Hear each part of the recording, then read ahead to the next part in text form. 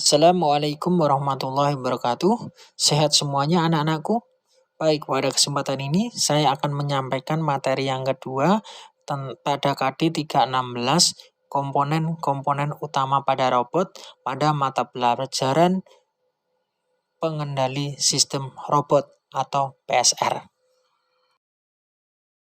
Kompetensi dasar kita masih mengacu pada KD 316, yaitu memahami komponen-komponen utama pada robot atau MPS. Pada KD 416 melakukan pemeriksaan fungsi komponen-komponen yang digunakan pada robot.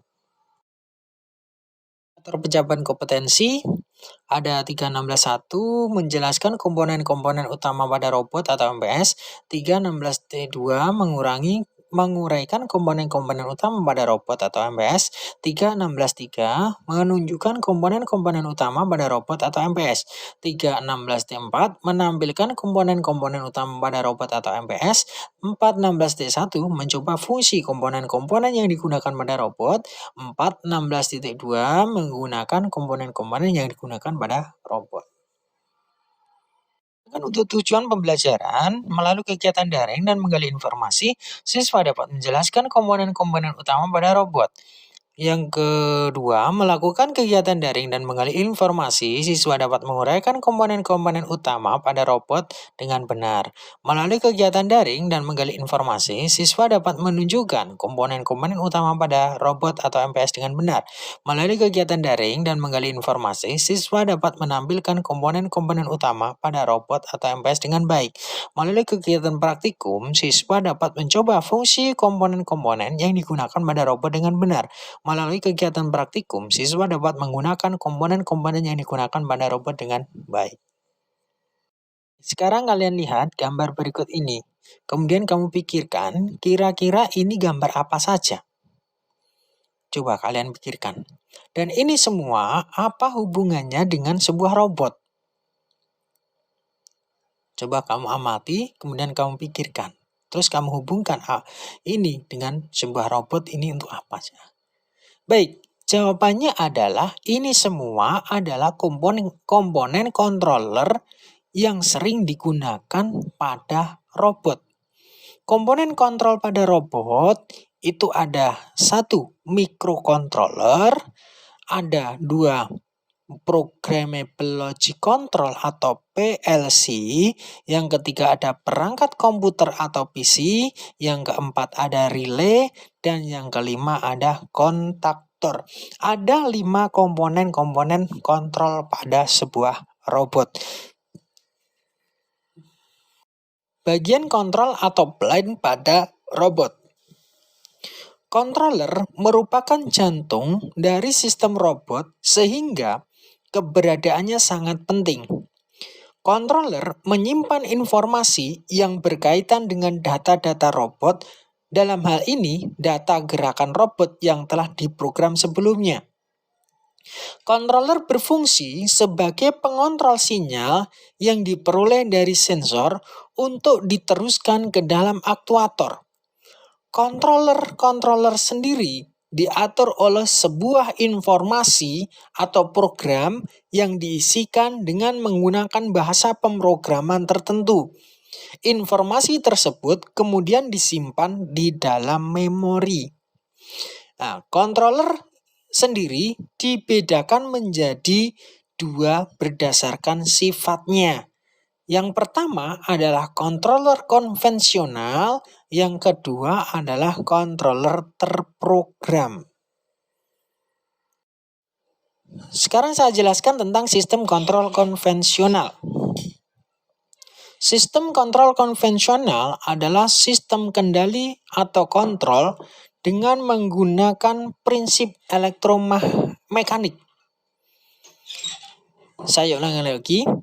Sistem kontrol konvensional adalah sistem kendali atau kontrol dengan menggunakan prinsip elektromekanik. Sistem kontrol jenis ini merupakan sistem kontrol yang sudah kuno namun tetap dipakai sampai sekarang karena dianggap lebih handal dibanding dengan sistem kontrol yang menggunakan semikonduktor ataupun digital. Untuk kontrol konvensional ada 1. Relay. Relay merupakan suatu operanti yang bekerja berdasarkan elektromagnetik untuk menggerakkan sejumlah kontaktor yang tersusun atau sebuah saklar elektronis yang dapat dikendalikan dari rangkaian elektronik lainnya dengan memanfaatkan tenaga listrik sebagai sumber energinya. Terus untuk kontrol konvensional yang kedua ada kontaktor. Nah, kontaktor di sini memiliki prinsip dan cara kerja yang sama dengan relay. Yang membedakan adalah kemampuan dalam menampung daya listrik, di mana kontaktor mampu beroperasi pada daya yang besar dibanding dengan relay. Sedangkan pengertian kontaktor merupakan peralatan listrik yang bekerja berdasarkan prinsip induksi elektromagnetik.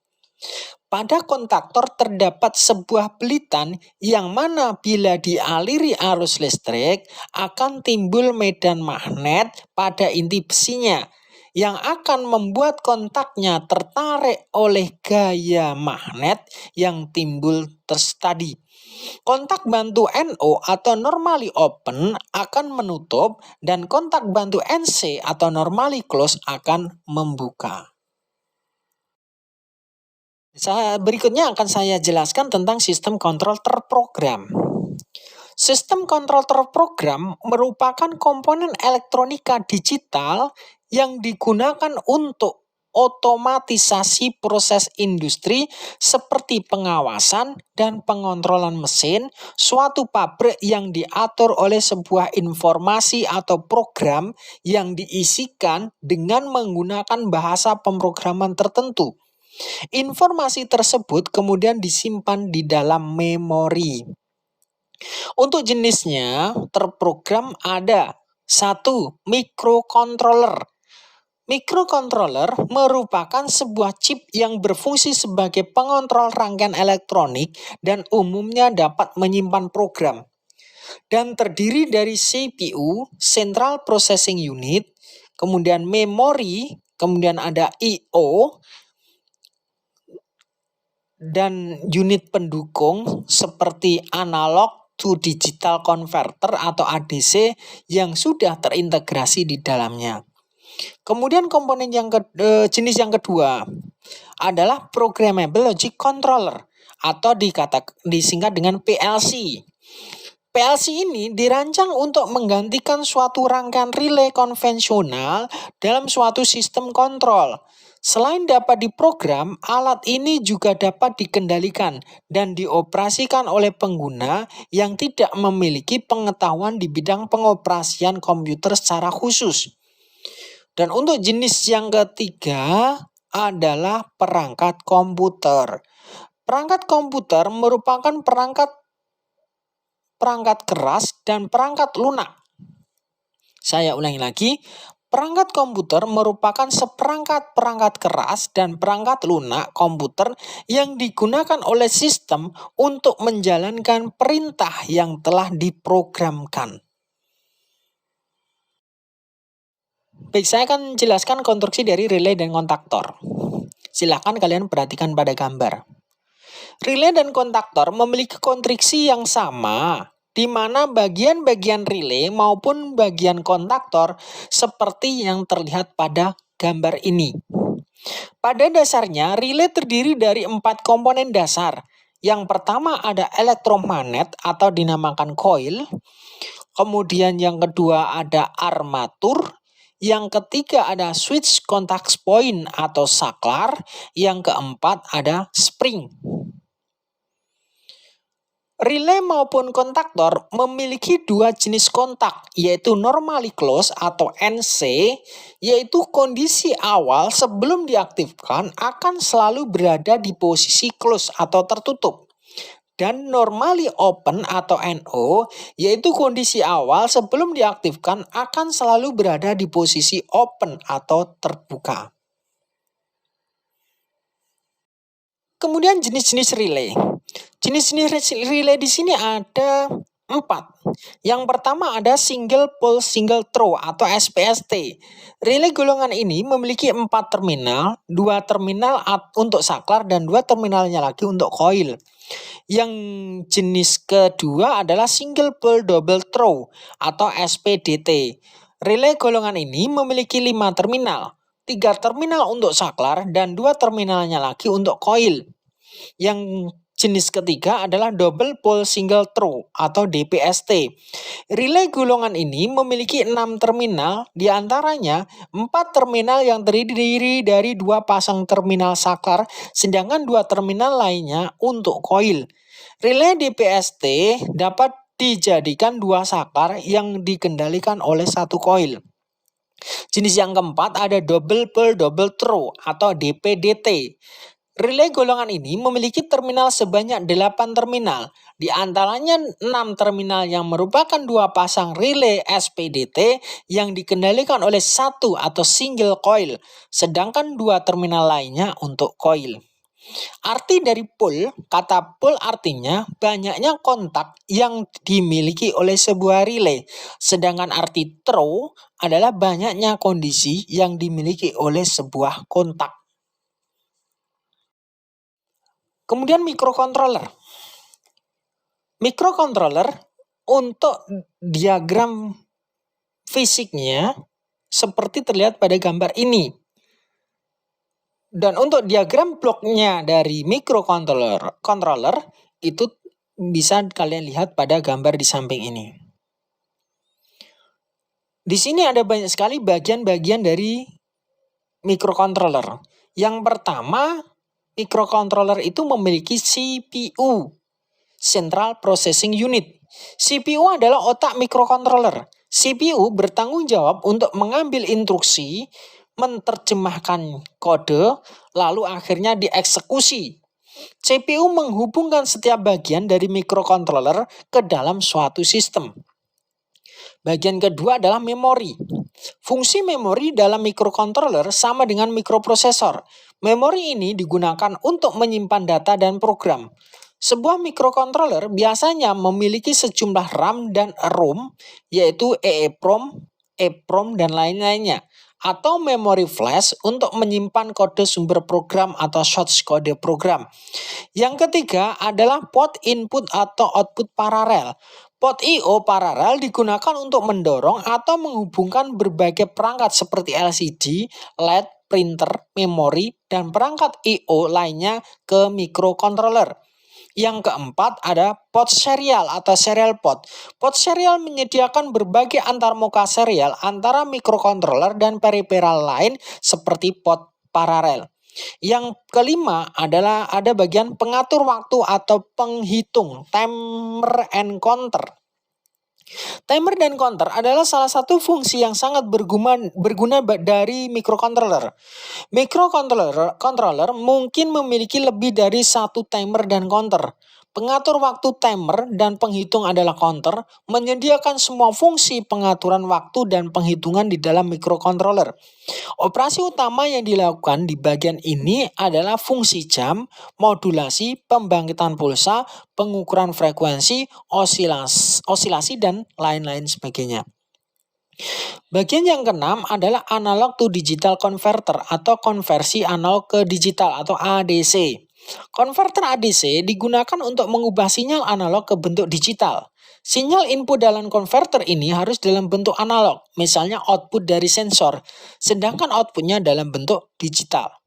Bagian yang ketujuh adalah digital to analog converter atau konversi digital ke analog atau DAC.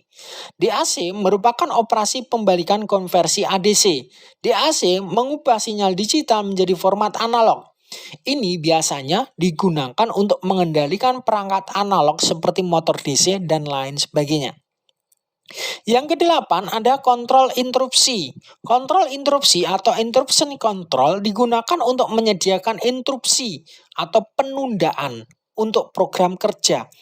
Interupsi dapat berupa eksternal, diaktifkan dengan menggunakan pin interrupts, atau internal dengan menggunakan instruksi interrupt selama pemrograman. Bagian yang ke-9 ada blok fungsi khusus atau special function blocks.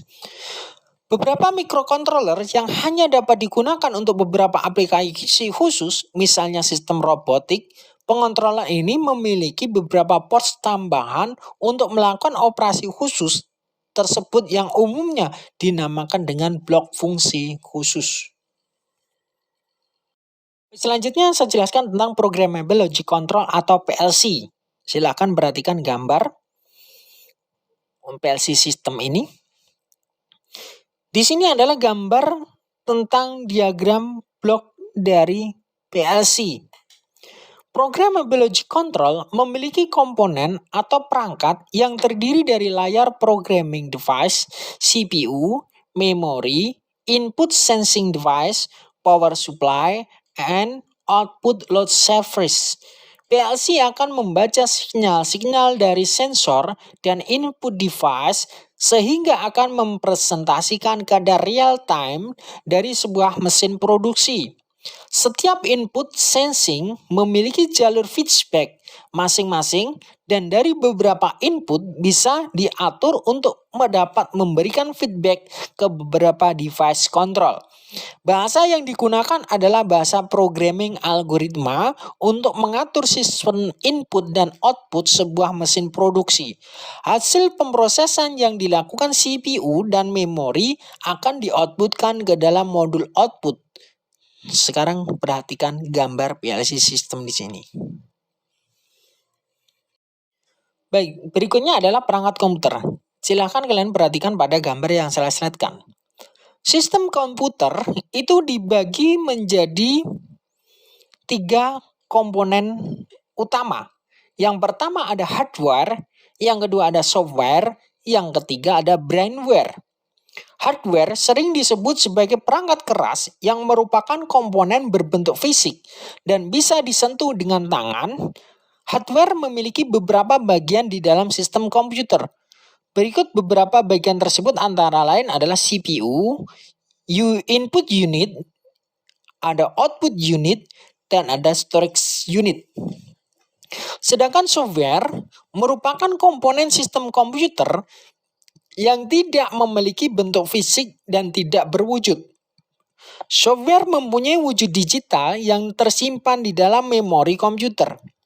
Berikut beberapa bagian tersebut, ada sistem software, ada utility software, ada application software. Kemudian brainware bisa disebut sebagai orang yang memakai atau perangkat intelektual yang menggunakan dan mengoperasikan perangkat komputer. Baik anak-anakku sekalian, demikian materi yang kedua dari KD 3.16 mata pelajaran pengendali sistem robot yang dapat saya sampaikan. Sampai ketemu pada materi berikutnya. Atas perhatiannya saya ucapkan terima kasih. Wassalamualaikum warahmatullahi wabarakatuh.